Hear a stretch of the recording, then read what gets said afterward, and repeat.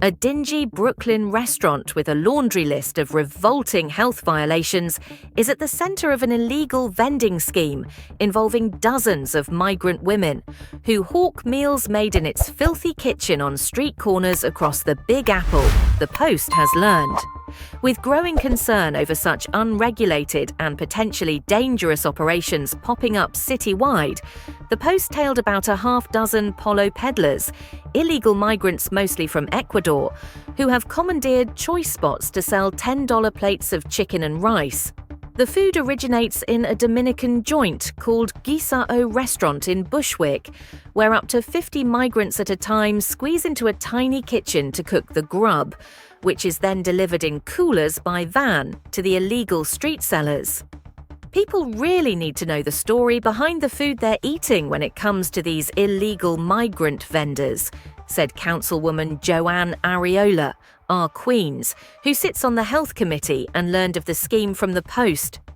These aren't just kindly old ladies making meals in their home ovens.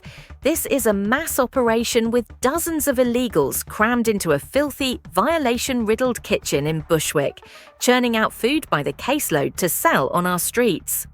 This is truly disgusting, and I think if more people knew that their quick $10 lunch was actually from a jam-packed kitchen, strewn with vermin droppings and who knows what else, they might think twice before ordering off the guy on the corner. She continued. And it's cutting into local businesses too, impacting the bottom line of shops trying to do the right thing and sell food the right way. On Wednesday, at about 11:30 a.m., the Post observed a van pull up to 5 Ecuadorian women standing along 1st Avenue and East 78th Street on the Upper East Side. Men unloaded 15 coolers, each filled with 50 to 100 pre-made lunches. The women, who ranged in age from their early 20s to late 40s, then sold the tins of chicken, beef and fish over rice or fries with a can of Coke for $10, mostly to local hardhats. One woman admitted in Spanish that she and the other sellers are in the US illegally and don't have a permit to sell food. "We don't want any problems. We're just here to sell and make some money," said the woman. Around 1:30 p.m., following a lunch rush that drew roughly 25 customers, a van returned to collect the unsold containers. The silver double-doored van with tinted windows then headed 7 miles south to wholesale provider Restaurant Depot in Masbeth, Queens, where it met another tinted windowed van. 3 women and 1 man got out of both vans, and a woman went inside to pick up meat and other ingredients. They all then loaded boxes of food into the back of the silver van, which soon after made a 4-mile beeline, Guisa'o at 1062 Broadway. Their restaurant workers told the Post the food would be cooked for the next day's vending. A Guisa'o manager admitted about 50 immigrants come there regularly to cook food in the kitchen with help from his staff. In July, city health inspectors found a litany of stomach-churning violations at Guisa'o, including evidence of rats and insects. In all, it racked up 96 penalty points and received a C grade, the lowest given out by the health department. Guisa'o, Spanish for stew, was also slammed with $10,959 in unpaid state tax liens.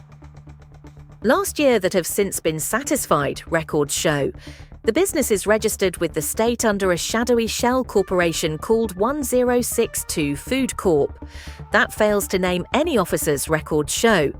The eatery's manager claimed the owner is Rafael Veloz, but Veloz insisted a woman named Maria bought the business a few months ago and that she could spill the beans about the migrant operation. He then blurted to the reporter, "Wait, are you calling from the health department?" "You're not calling from the health department, right?"